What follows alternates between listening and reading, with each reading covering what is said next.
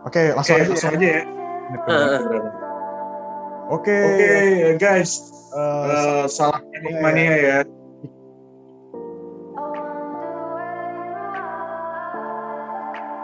Pertandingan yang menarik. Jadi di minggu ini itu akan ada 4 pertandingan. Tadi yang udah kita sebutin 2 diantaranya, 2-nya lagi itu akan di tanggal 18 ini harinya. Insya Allah kita juga akan bikin video previewnya tentang siapa aja pemain-pemain yang bakalan diturunin, yang kemudian apa sih fakta-fakta menariknya gitu. Itu untuk pertandingan. Untuk video kali ini kita akan bahas 2 pertandingan itu dulu. Oke, gue akan mulai untuk big match di minggu pertama ini, yaitu PSG lawan Barcelona. Kanan PSG nih. Di kandangnya Barca, sorry. Barca lawan PSG. Ya, Camp Nou. Mereka akan main di Camp Nou. Yang fakta pertamanya ini kayak kita tahu sama-sama tahu, Barcelona lolos dari runner up grup G ya. Setelah pertandingan terakhir mereka kalah 3-0 kan lawan Juventus. Kemudian sedangkan PSG ini lolos.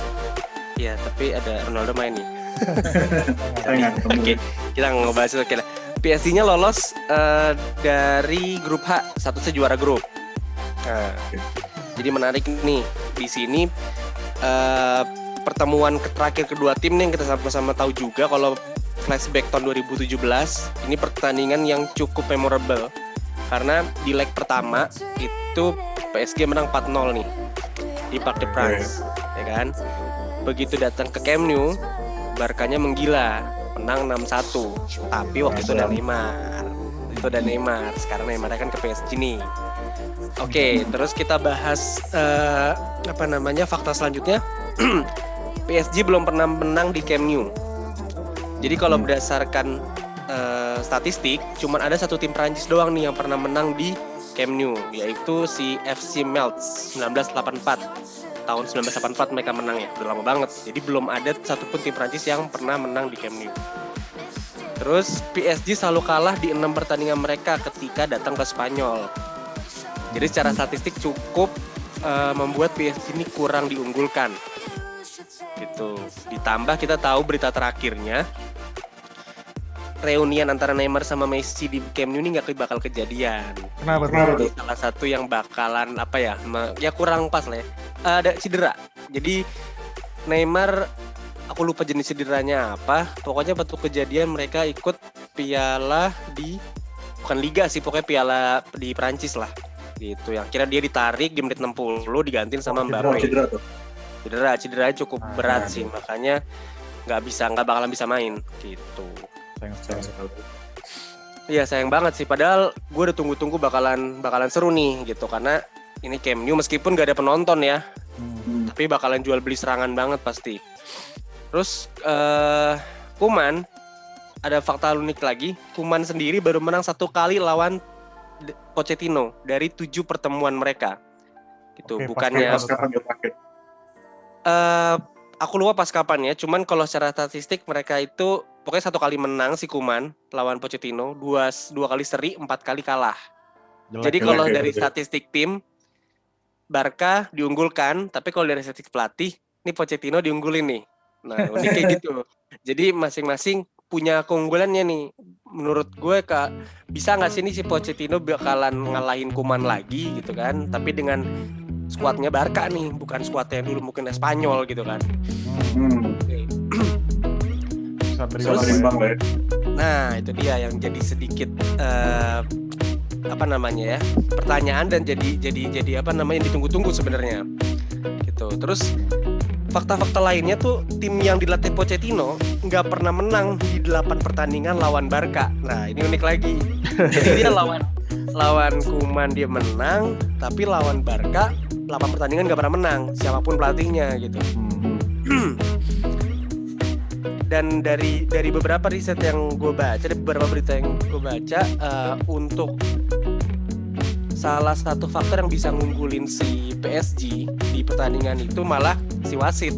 Jadi wasitnya bakal dipimpin sama wasit Belanda, namanya Born Keepers. Gue bingung lah gimana cara nyebutinnya. Adil ya. Nah, Koeman sama Belanda gitu. Nah, ini malah Koeman sama Belanda nih. Cuman orang-orang bilangnya PSG yang lebih diuntungin. Kenapa? Karena selama si Kuipers ini jadi wasit di setiap pertandingan PSG yang pernah dilakonin sama PSG, itu PSG selalu menang. Nggak pernah kalah. Bukan selalu menang, nggak pernah kalah. Dari 5 pertandingan itu PSG selalu menang 2 kali, itu 3 kali seri. Gitu. Apakah ini jadi faktor yang bisa juga ngebantu mereka untuk bisa at least curi poin lah di Camp Nou gitu, atau dalam artian bisa nggak kalah nggak gede-gede banget gitu, paling nggak bisa seri lah. Oke, prediksi gimana ya, Bung? Oke, kalau prediksi gue sih di akhir ada nih di prediksi gue, tapi gue coba mau bahas dulu nih. Ada 5 pertandingan terakhir nih ya antara 2 tim nih. Kalau Barcelona 5 pertandingan terakhirnya 4 kali menang, 1 kali kalah. 1 kali kalah lawan Sevilla. Tapi mereka menangnya juga gede-gede terus gitu kan. Beberapa kali tuh bahkan sampai 5. Waktu lawan Granada 5-3, kemudian lawan Alaves tuh 5-1 kayak gitu. Yang kemarin tuh ya. Yang kemarin terakhir nih gitu kan. Untuk PSG sendiri sebenarnya statistiknya juga sama sih gitu, dari 5 pertandingan 1 kali kalah, 4 kali menang. 4 kali menang ini berturut-turut gitu. Terakhir mereka juga menang. Terus prediksi formasinya ini bakalan pakai 4-3-3 kayak biasa. Cuman yang agak berubah kayaknya si Barcelona PSG ini Barcelona. 4-3-3. Gimana? Yang PSG itu Barcelona. Barcelona bakal pakai 4-3-3. Oke, kayak di belakang tuh Ter Stegen. Ya? Yes. Nggak jauh beda sih kayaknya, karena alur permainan mereka tuh memang konsentrasi meskipun 4-3-3, Messi tuh tetap mundur ke tengah sih, tetap masuk ke tengah. Jadi Griezmann atau Dembele atau si Pedri, kalau nggak siapa lagi? Lupa gue pemain mudanya. Trincao ya. Kayak Trincao yang kemarin juga bikin gol gitu kan. Nah, kemungkinan sih mereka memang punya masalah tuh di belakang kan, karena back mereka pada cedera nih. Oke. Jadi untungnya sih kayak si Des udah balik nih. Jadi udah bisa perform lagi. Gua rasa dia bakal taruh di bek kanan. Di tengahnya si Mingueza yang biasanya di kanan nih bakal digeser ke tengah. Karena kemarin kan di pertandingan terakhir tuh Lenglet diduetinnya sama si Frenkie de Jong. Iya, jadi si aneh banget. Atau aneh, cuman ya berhasil. Cuman kalau diginin terus, gue yakin sih nggak bakalan performnya nggak maksimal si De Jongnya gitu kan. Jadi kayaknya sih di pertandingan ini bakalan balik ke posisi semula sih si De Jongnya gitu. Terus kemungkinan besar di depan sih bakalan pakai Dembele, Griezmann. Kalau Messi udah pastilah gitu. Tengahnya tuh De Jong, Busquets, Pedri. 4-3-3. Karena mereka nggak punya pilihan penyerang lagi, pemain tengah juga mulai habis. Mungkin kemungkinan besar antara Pedri kalau nggak Pjanic yang bakal dimainin nih, 2 itu. Iya, Pjanic jarang dimainin ya. Jarang sih dimainin. Gue juga nggak ngerti, padahal dibeli lagi. Iya gitu loh. Oke, kalau untuk PSG bakalan prediksi gue pakai 4-2-3-1. 4-2-3-1 tanpa adanya Neymar, Di Maria. Di Maria juga cedera. Di Maria cedera juga. Padahal secara statistik kalau dia nggak cedera nih, gue yakin bakalan jadi yang pemain bersinar lah gitu ya untuk musim ini gitu, karena beberapa pertandingan dia tuh bagus banget gitu, creating change banget gitu, kreatif lah. Nah, yang cukup menarik di sini, yang cukup menarik di sini tuh si Moiskin nih, yang di loan dari Everton. Kenapa? Karena di 2 pertandingan berturut-turut selalu mencetak gol. Gitu. Ini juga cukup menarik nih, kita tunggu. Tapi gue yakin sih bintangnya di sini nih bakalan tetap Mbappe sih. Gitu. Kenapa? Gue bilang Mbappe karena lately Barca nih kedodoran untuk pertahanannya, apalagi kalau serangan balik, Pak. Transisinya kejadian waktu lawan Athletic Bilbao, waktu 2-3 di Supercopa di Supercopa itu ketinggalan gol dari si Inaki Williams. Terus waktu lawan Granada juga Umtiti kalah lari, ya nggak bisa ngejar kayak gitu. Jadi mereka emang kalau untuk urusan serangan tuh emang luar biasa gitu. Messi aja tuh secara statistik tuh setiap pertandingan itu bikin hampir 5,9 tendangan setiap pertandingan. Saking tajamnya gitu. Dia udah bikin 21 gol, 5 assist. dari 31 total semua ya, dari Champion, dari La Liga sama Berarti dia top Cup. scorer dong. Di mana? Di La Liga. La Liga. Di La Liga iya dia top skor. Oh, keren. Sorry. Di La Liga enggak dong. Di La Liga masih si Suarez sekarang. Oh iya. Oh, iya. Top skornya masih Suarez. Kemarin ya. Terus kalau kita lihat kompetitornya, maksudnya dari PSG, gue sih bukan si Moiskin ya. Moiskin ini bakalan jadi ya mungkin bisa menjadi pembeda gitu. Tapi kalau key player tetap Mbappe lah. Kalau menurut gue, Mbappe. ya kan.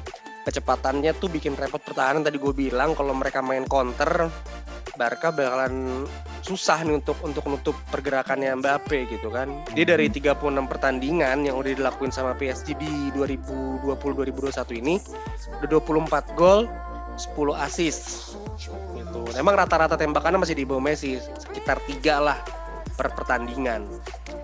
3 Oke, pertandingan itu banyak. Iya, itu juga udah banyak kan. Tapi dibandingin Messi 5,9 Pak. Gila nggak?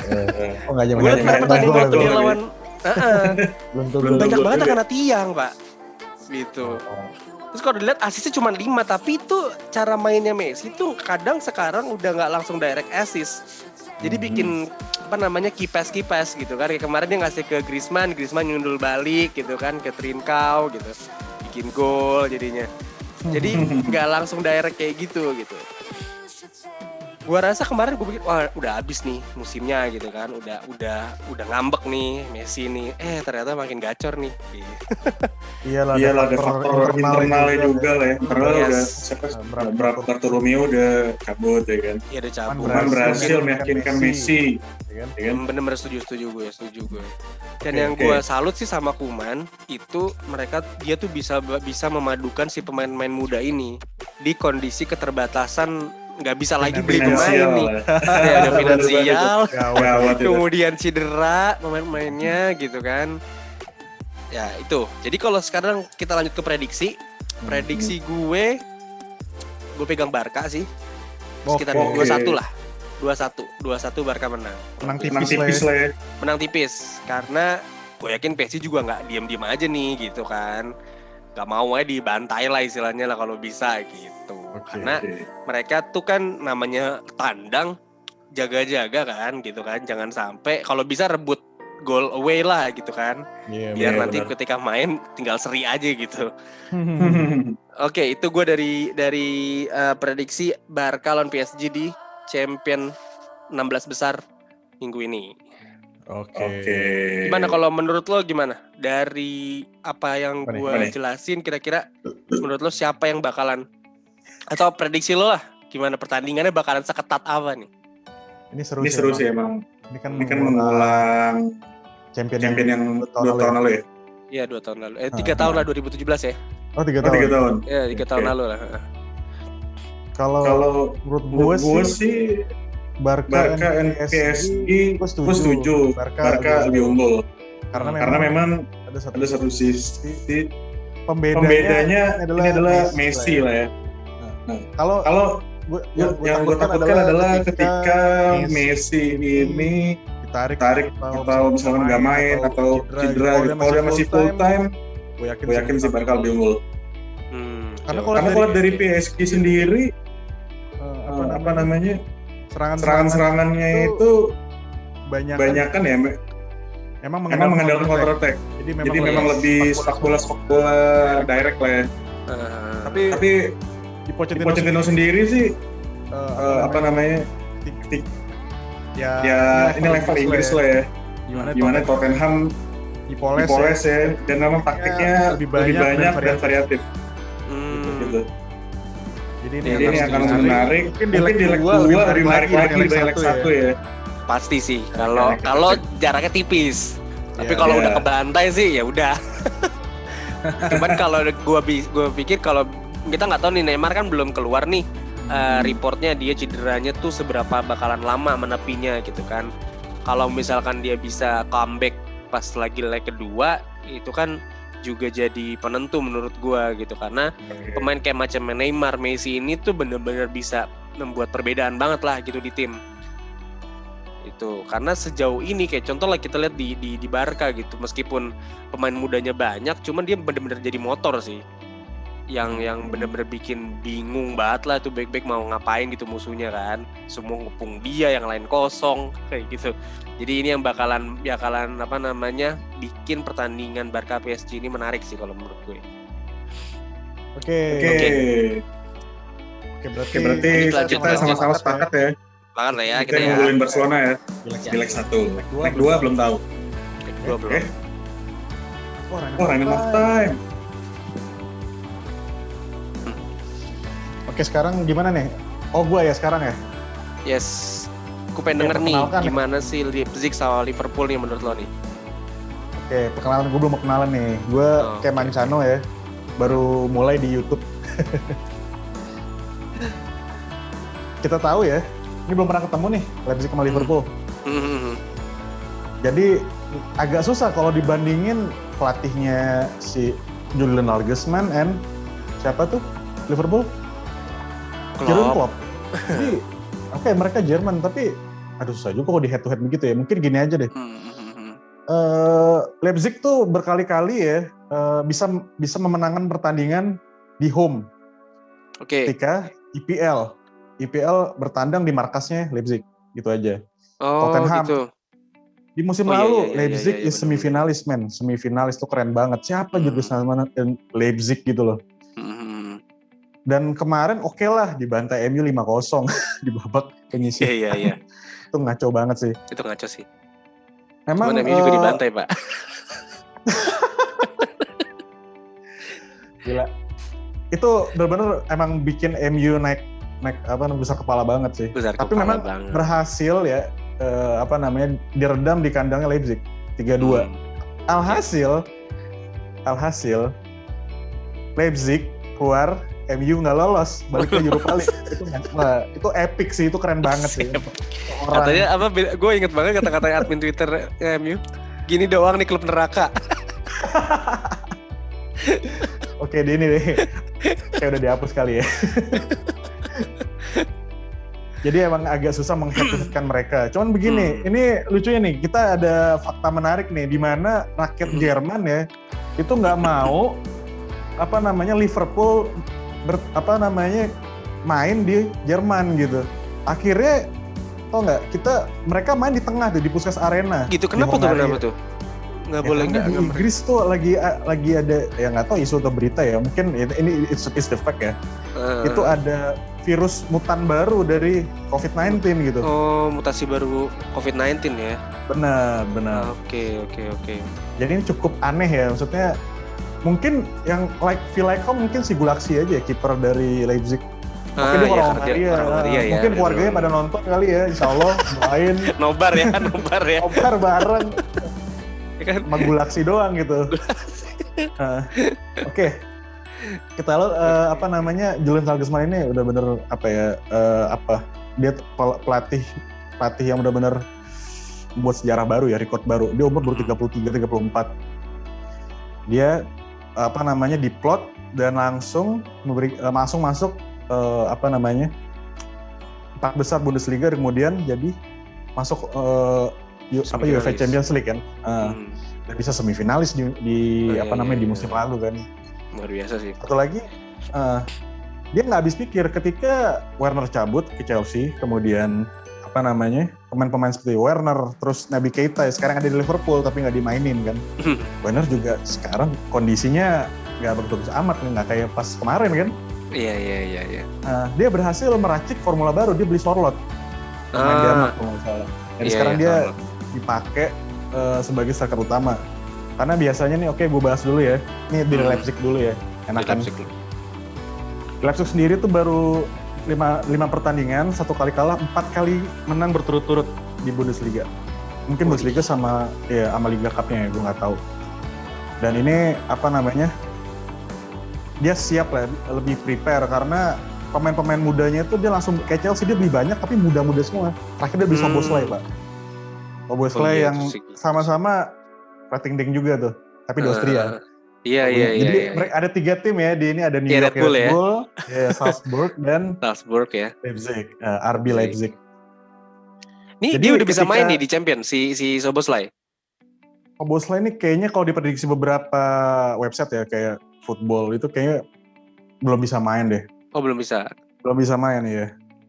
Kayaknya pasti apa namanya ya ada Nkunku paling yang bisa apa namanya seorang midfielder yang bertindak sebagai dia bisa playmaker juga didatangkan dari PSG kan.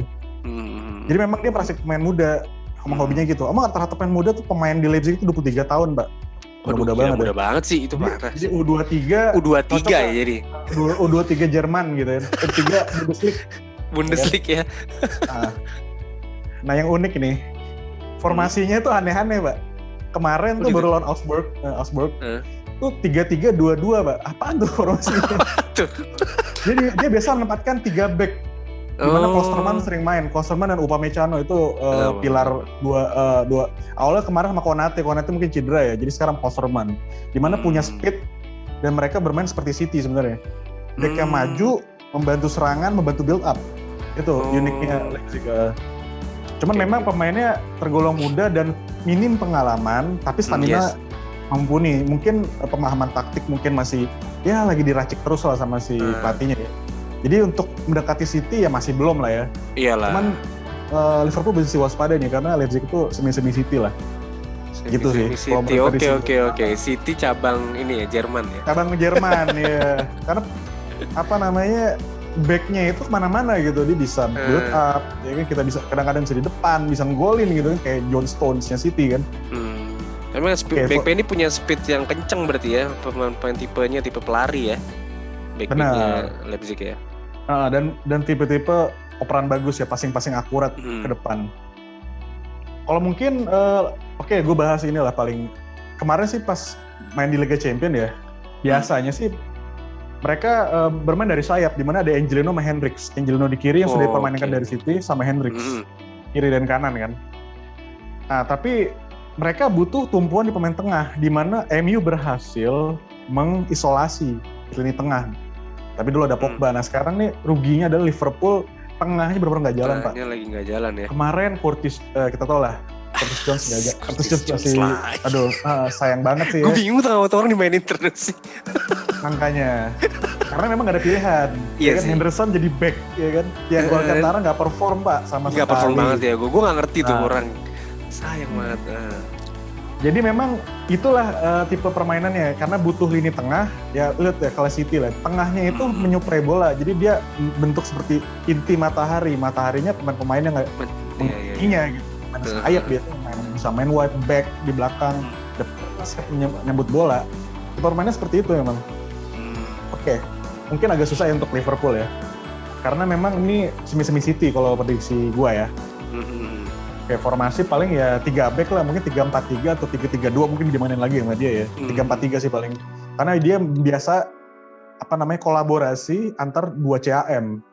Mungkin ada Nkunku, Forsberg, macam-macam lah. Sebenarnya gue ngejagoin Sabitzer sih, karena Sabitzer kayaknya nggak main, cedera kayak dia. Aduh sayang banget. Sabitzer itu prospeknya sih bagus tuh. Oke, berarti ya mungkin 3-4-3 lah ya. Ya ambil amannya aja lah. Ya mungkin 3-4-3 di mana wingback Angelino dan Hendrick ini senantiasa kiri kanan nih. Membantu serangan dan pertahanan. Wah gila, udah 3-4-3 mereka tetap maju ya. Benar. Karena memang itu kolektif, bukan kolektif sih, ibaratnya kayak mereka membutuhkan nafas muda lah. Pemain muda, stamina masih muda gitu kan. Jadi memang itulah yang itu memang kriteria yang masuk Leipzig lah. Makanya dia akhirnya Szoboszlai masih muda juga kan. Oke, next mungkin Liverpool ya. Oke, Liverpool gimana nih? Kayak sama dari FA Cup, EPL 4-3-3, Pak. 4-3-3. Cuman kemarin back yang namanya Ozan Kabak kayaknya mungkin ya. Ozan Kabak. Demam panggung kali, Pak. Itu kesian banget sih. 3 gol semua dari dia, Pak. 3-1 waktu kemarin ya. 3-1 ya. Yang kacau tuh yang itulah. Yang itulah kejadian sama Alisson Becker itulah. Kesian sekali. Memang gini sih, mungkin mereka oke, lu bilang demam panggung, gue setuju. Kenapa? Si Alisson Becker tuh ngejar bola, mau nendang bola, Pak. Mau gol, mau nendang lah, mau halau bola lah. Iya. Cuman si Kabaknya ngalangin gitu, akhirnya tabrakan dan terjadi gol. Mungkin Alisson Becker udah ngomong kali pakai bahasa Inggris, ini nggak ngerti kali ya. Mungkin itu kendala bahasa. minggir lo gitu kali. Jadi mungkin menurut gue Ozan Kabak kayaknya sih nggak dimainin Nggak aja turun sih ya, karena gawat ya. Mungkin kayak Thiago Silva awal-awal ya. Dia kan Thiago Silva waktu itu lawan West Brom 3-1 gitu kan. Blunder dari si backnya Thiago Silva. Ya. Kemungkinan sih oke 4-3-3 Alisson pastilah, mau nggak mau siapa lagi kan, masa si Adrian nggak mungkin lah. Nggak mungkin. Oke. Back mungkin Henderson, Fabinho lah. Gue udah, semoga mereka berdua itu bisa main. Kiri kanan biasa Thea Robertson. Mudah-mudahan lebih oke lagi lah. Nah 3 ini gue bingung nih. Gue harap sih jangan main Curtis Jones, Shaqiri yang main. Iya, lebih baik Shaqiri, bener-bener. Punya pengalaman. Berpengalaman lah. Betul. Milner kayak cedera, dia nggak mungkin ya. Thiago Alcantara mudah-mudahan bisa bagus lah ya. Oke. Nah di champion nih, liganya dia nih istilahnya nih, ya kan? Bener. Kemarin kan juara nih Thiago Alcantara kan? Iya, terus pertandingan pertama Liverpool langsung nyetel tuh. Gue langsung pikir, wah nih orang gila nih, pembelian suksesnya Klopp nih. Tapi kok flop juga gitu. Ya mungkin ya nggak tahu lah ya, banyak pikiran kali ya. Ya gue harap dia menjadi pembeda lah ya Thiago Alcantara. Ya mungkin Curtis Jones mungkin masih dimainin ya, cuman gue berharap ya jangan nyampah aja gitu. Mendingan dia bisa ya minimal di box to box lah. Jadi kerja keras gitu loh. Kerja keras bener-bener. Jangan nunggu bola, nerima passing, terus passing ke belakang lagi. Kan biasa juga pemain-pemain yang masih dedekan ya, dedaan lah gitu kan. Oke, 4-3. Yang biasa mungkin trio Firmansyah lah pastinya. Trio Firmansyah masih main ya. Firmansyah, Salah Mane. Diego Jota masih cedera, nggak mungkin. Ya gue berharap sama ini pertandingan berjalan seru sih. Tapi ini Liverpool sendiri formnya lagi jelek banget nih. Parah sih. 3 kali kalah kan. 3 kali berturut-turut. Ini. Duanya mungkin menang, gue lupa. Seri sama MU terakhir ya, FA Cup. Ada serinya. Jadi menang cuma 1. Oh ya teman-teman diralat ya kalau misalkan ternyata Liverpool ada yang menang ya. Karena kita berbicara form and statistik lah ya. Iya, yes. Kalau dari form gue kayaknya Leipzig ini mungkin kuda hitam nih Leipzig ini. Leipzig ini akan melaju, akan ngalahin Liverpool. Oh menurut lo bakalan kalah di Liverpool nih? Ya, kita lihat aja. Tapi gue yakin. Oh gitu. Mungkin ini bisa, mungkin ini akan direkam dunia maya dan oke lah ini prediksi prediksi gue lah. Ya gimana, realistis aja gitu. Liverpool lagi begini gitu. Yes. Leipzig lagi ya minimal seri lah, tapi ya mungkin 2-1. Gue ikut PSG Barca lah, 2-1. 2-1 ya. Nggak jauh-jauh ya. Benar. Gue pikir Leipzig bakal unggul ya. Kalau unggul dan Liverpool sendiri trio Firmansyah lagi-lagi minim gol dan hanya gol-gol yang boleh jatuh bebas, penalti seperti itu aja kan. Menurut lo kenapa nih kalau menurut lo ngelihat Liverpool kok di musim ini kayak gitu? Apa nih yang pertama gini. Sampai lu bisa jagoin Leipzig lah gitu. Oke, menarik nih ya. Liverpool badai cedera kan. Pemainnya badai cedera, pemainnya tes jadwal lomba padat. Kemudian kekurangan kolektivitas taktik. Jadi ibaratnya kayak Curtis Jones tuh kan main sana sini. Terus ada lagi siapa namanya tuh? Backnya siapa? Gue lupa tuh. Back muda lah. Yang gantiin TAA juga nggak perform. Akhirnya nggak dimainin ya kan. Nah ini yang paling fatal adalah ternyata ketika balik cedera beberapa pemain tuh nggak perform gitu. TAA contohnya. Terus Henderson juga dipaksa untuk jadi center back. Kayaknya nih minim figur seorang orang Belanda ini. Sayang banget. Jadi agak susah ya. Nggak ada yang unite menyatukan lagi gitu ya para pemain Liverpool ini gitu. Bener, ya bisa dibilang begitulah. Iya. Nah, di balik itu Leipzig ini masih muda gitu. Kemudian pelatihnya muda, nyambung gitu, milenial banget gitu. Jadi lebih padu. Masih bro lah ya. Masih bro pasti nggak ada kayak ampun pak, ampun kak gitu kayak senioritas gitu kan. Semuanya padu rata. Paling Gulaksi aja. Gulaksi udah tua ini kan di belakang aja jadi kiper kan. Gue yakin nih, ya mungkin juaranya mungkin nggak menang di sini, mungkin leg kedua. Tapi Anfield nggak butuh antar lagi kan? Masa kalah sama Southampton sih? Iya. Gitu aja sih. Sepi sih Pak Anfield pas sekarang Pak. Udah nggak sangkar dulu. Sangkar dulu ya. Yeah. Oke, menarik nih. Gak sabar sih kita untuk nunggu ininya. Bung Dimas gimana nih? Oke, gue kalau dilihat Leipzig menang untuk di match pertama tuh, yang awalnya gue pikir ya bisa lah gitu kan dia menang, tapi ini mainnya nggak di home juga gitu. Iya, tuh susah. Meskipun nggak ada penonton, cuman emang atmosfer kan beda nih Pak. Main apalagi ini istilahnya di kandang tim-tim antah berantah gitu kan, Puskás Arena gitu di Hungaria pula. Agak sedikit kalau gue bilang diuntungkannya tuh Liverpool diguntungkan karena nggak main di kandangnya Leipzig kan. Kalau di sini jadinya netral nih buat mereka berdua nih gitu kan. Jadi kalau gue bilang ya gue sih seri lah kira-kira lebih ya, kayaknya seri sih. Soalnya kenapa gue bisa bilang seri? Kenapa gue bilang seri? Klopp juga nggak mau dong nih udah 3 pertandingan beruntun nih gitu kan. Yes, reputasi dia dipertaruhkan. Pemain-pemain Liverpool juga sebenarnya bukan yang punya mental tempe gitu kan. Bukan mereka yang baru kemarin main bola nih istilahnya gitu. Gue yakin akan ada perubahan menurut gue gitu dari segi strategi untuk bisa counter aksi Leipzig sendiri, karena di pertandingan terakhir mereka kemarin yang kalah 3-1 ini gitu kan. Sebenarnya di babak awal nih Liverpool yang megang kan gitu. Cuman kesalahan dari satu orang itu yang baru main ini gitu kan membuat berantakan lah semua gitu. Asal bisa memperbaiki 2 hal sebenarnya sih, backnya ya kan, sama ketajaman lini depannya tuh itu. Ya nggak kayak dulu kan kalau kita nonton Trio Firmansyah nih setiap megang bola udah kayak bakal gol gitu kan. Benar. Sekarang cuman supply bolanya yang sekarang gitu. Ya supply bola juga kurang banget ya. Ya kalau gue seri lah. Gue sama lah. Gue sama lah, seru. Gue sama. Nah ini kalau seri gini agregatnya gimana ya? Kan di tengah nih. Nah gimana? Jangan-jangan masa jadi gue agregat sih? Gak mungkin ya? Gak tau lah ya. Tetap dihitung ini kali lah. Kandangnya Leipzig lah. Ya mungkin pakai green screen di lagi Leipzig lah ya. Screen dia. Iya. Di Puskás Arena gitu kali ya.